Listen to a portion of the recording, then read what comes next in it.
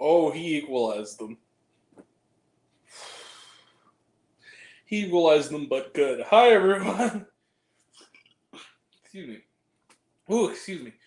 Um, hey, everyone. It's me, Grant, the movie and TV guy. Welcome to Raise Up Popcorn with Grant, everybody. And today, we are talking about a movie. Movies and TV, it's what we do here, and that movie is The Equalizer 3. The Equalizer 3 is once again directed by Antoine Fuqua, who has done many films.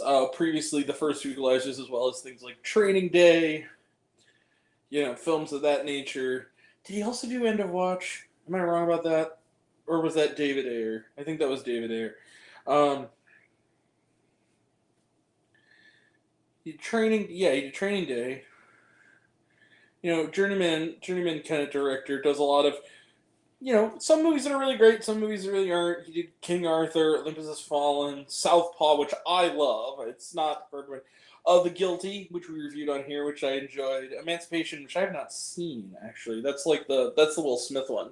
I've not seen it. The Magnificent Seven. So, he's worked with Denzel a lot, clearly. And this is the third in the trilogy of Equalizer films, which is itself based on the 80s TV show, which itself was remade in the last few years starring Queen Latifah. This is a gender-swapped remake of the series. But we also have this film series. And what is the film about? Well, the film is once again about Robert McCall, a.k.a. the Equalizer. He's played by Denzel Washington. And after the events of Part 2 from 2018, he has taken down sort of a stash house in Sicily, Italy. And boy, is fuck did he. Just wasted those fools. And, but he gets injured. He's kind of not the spring chicken he used to be. And he's like, you know what? Maybe I'm going to retire. I like these people. I like the people in Italy. I like being around them. The shop owners. I like, there's an adorable little girl who has, I've become, and her family, who I've become quite close to. Maybe I can settle down here. But there's one little problem. The Mafia. The Mafia is spreading, and not only that, but they are smuggling in wine filled with a synthetic drug that the money of which is being used to finance, weapons of mass destruction by Syria. What to do? Well, here's the thing. Like all these movies, it's really not, his business, as the villains always tell him. But you know what? Our buddy Robert McCall here, he cannot stand by while the innocent are hurt. He has to equalize. He steps in and eventually goes to war with the mob. But can his happy retirement continue? Will this be his last adventure? And what about this young upstart CIA agent who is also investigating the smuggling operation, the drug operation, and in the meantime pursuing Robert McCall, played by, in a reunion of Man on Fire, Dakota Fanning? What is her deal, and how does she relate to Robert McCall, and what's their dynamic? It's going the cobblestone streets of Sicily will run with blood. Vengeance is coming. One way or another, let the mayhem begin. So, The Equalizer 3 is this is sort of a surprising trilogy. The first Equalizer was an enjoyable film, kind of unassuming, but it was an enjoyable film. I kind of remember nothing about it. The only time I saw it was when it came out. Same with Part 2. Part 2 was perfectly enjoyable. It was a B movie. I had a good time while I watched it, and then I completely forgot about it. Equalizer 3, on the other hand, is not very different from those other two movies.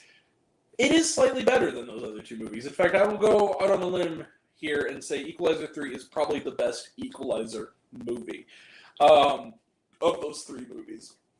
Does that make it an action masterpiece? No, not really. Does it have problems? Yep, it's a little long at the beginning. I love the opening sequence, that sort of raid in Sicily, that scene where it's the one man against, all those dudes in Sicily scene. That was awesome. That scene, that cold open, right before the title, was amazing and brutal. And then it kind of dies down. It takes maybe a little bit too long to kind of set everything up. It takes about the next half hour to set things up when I think it could have been the next, like, 15 minutes. It takes a little too long to kind of establish Robert McCall in Italy. It's necessary, but let's put it this way. The setup is necessary. The length of it is not. That being said, like the other two movies, I really like the action in this. I think that the character, and I also really like the character of Robert McCall. And I think a lot of what makes that character so cool is Denzel Washington.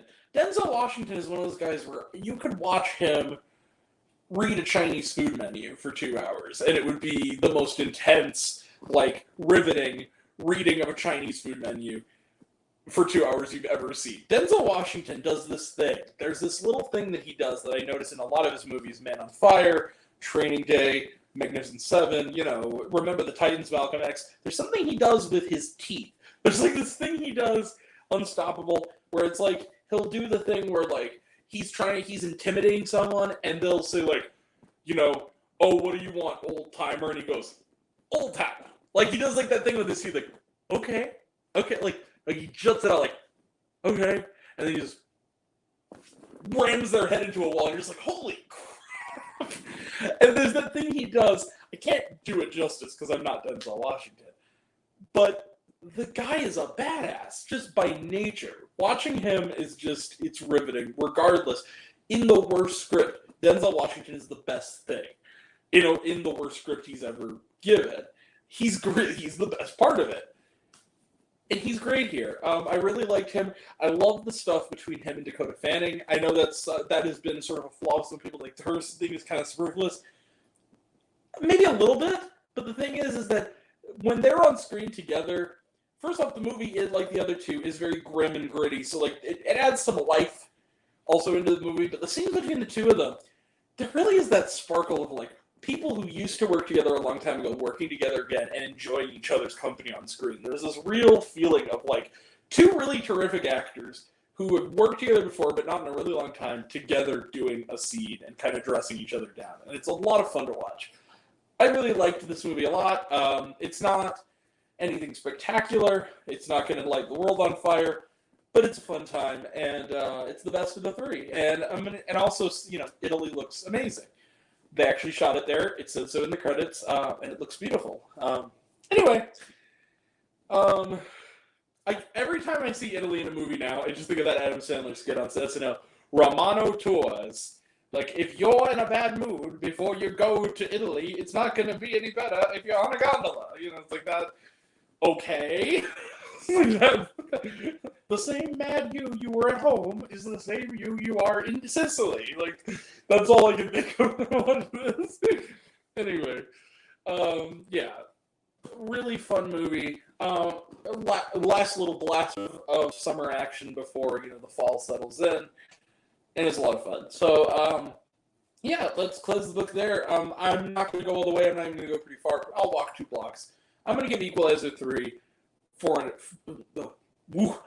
stars out of 5. Equalizer 3 gets 4 stars out of 5. This is a really solid, efficient action movie. It's, brutal and efficient, just like its protagonist. A lot of fun. All right. Equalizer 3 gets 4 out of 5 stars. Let's close the book on it. All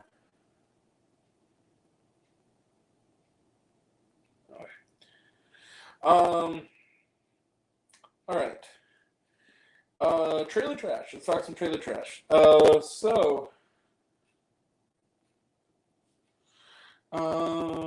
Expendables. Yes, I'm calling it. I refuse to call it. To quote Chris, to paraphrase Chris Tucker, I refuse to call it what they want me to call it. It's Expendables. Goddamn. You chose to title Expendables 4 Expend 4 Bulls. I'm going to call it what you spelled it. It is Expend 4 Bulls. Okay. I can't change the past. Yeah, it looks fun. I hope it's better than the third one. Please be better than the third one. We talked about it a bunch. The Book of Clarence. Now this looks really interesting. This is the new film from James Samuel, who did last year. It was the year before last. One of my runners-up on my list that year one of my, honestly, it might have been my runners-up, to the runners-up, but it was a 5-star movie, The Harder They Fall, which I really loved. And it seems to be almost like blaxploitation Ben-Hur. I kind of like the whole feel of this. It's like this guy, it's Lakeith Stanfield, and it's like in biblical times. And he's like a buddy of Jesus's that like also claims that he might be the son of God and that he can like walk on water and stuff. And it's kind of looks like it's kind of a comedy, but it's kind of a serious biblical epic drama. And it's sort of like The Harder They Fall. It's sort of like The Harder They Fall, except that that was kind of a blaxploitation western. It's kind of a blaxploitation by biblical epic. I kind of dig it. I'm excited. That'll be fun. It has a good cast. But yeah, that one looks interesting. I hadn't heard of it until tonight, but it looks really interesting. Dumb Money Red Band trailer. I'm really looking forward to this one. I really like the subject matter, and it looks like a lot of fun. The creator talked about it. Looks good. The Nun 2, or The Nunjuring 2, as Mark Kermode would call it. We're going to see it next week. I hope it's better than the first one. The Exorcist Believer, which has moved up a week because of Taylor Swift. By the way, yes, I have my ticket. We're going on October 14th to see the Eras Tour concert film, and I will probably do a review, even though my review is just going to be, oh my god, Taylor Swift is awesome. But if you look at just a little side note to this, if you go on, they announced they're moving up The Exorcist Believer a week. Because it's going to come out on Friday the 13th, and they moved to October 6th. And I think there's something along the lines of, it was while I was waiting for the movie to start, but David Gordon Green, I think it was David Gordon Green, the director, or it was Blumhouse maybe, sent out, like on Instagram, this post where it had the new date and like the poster, and it said, "Look what you made me do, Taylor." That was very funny. It was very, very funny. Then Killers of the Flower Moon, talking about looks good. It's my most anticipated movie of the fall, pretty much. I'm really excited for this movie. Yeah. And was there shawarma? No, there was not. All right. That is it. We will be back tomorrow night for a review of the thriller The Good Mother, starring Hilary Swank, Jack Rayner, and Olivia Cooke, which apparently is getting pretty abysmal reviews, which is a bummer because it's a good cast. I mean, like, I don't know. I was honestly kind of surprised when, like, I first even knew of his existence, like, a few days ago when I saw another movie, and it was, like, the first time I even knew it got the trailer. Yeah, we're seeing that. Saturday, we're seeing Bottoms. I cannot wait to see Bottoms. That's one of my most anticipated of the year as well. Big fan of Emma Seligman. Loved Shiva Baby. It was on my list. It was on my top 25 in 2021. I absolutely love that movie. Cannot wait for this one. And then Sunday, we will be reviewing the Indian epic thriller. What was the name of that? Was it? Let me see. Mastani. That's what it was, Mastani. And then also in a month from now, we will have Taylor Swift, the Eras Tour, because I did get my ticket. And then we also have the Comedy Central movie Office Race, which is coming Monday night. So we'll have a review, and that'll be either Monday or Tuesday. That's all coming up. And then Tuesday night, we'll have Summer 2023, The Best, The Worst, and The Rest. We're going to look at this summer movie season and what the stuff we liked the most, the stuff we liked the least, and everything in between. So we're going to have special guests, and it'll be a lot of fun. That's all coming up. And that'll all be next time. And until next time, I'm Greg, the movie and TV guy. I see it all, and I'm happy to share it with you. I love you all. I appreciate you all. I love you, Class Best. I love you 3000. Be kind to one another. If you like this video, give it a like if you want to. Give it a subscribe if you want to. Give it the bell. I don't know what it does. That's what you're supposed to do. Or so I've been told. Leave a comment, even if it's, hey, Grant, I like waffles. It really helps out. If you want to find me elsewhere, if you listen to other fun stuff, you can check me out on letterboxd.com at Raised on Popcorn with Grant. Twitter, I'm at Raised Grant. You can find me on Facebook, Raised on Popcorn with Grant. Instagram and Threads at Raised on Popcorn with Grant.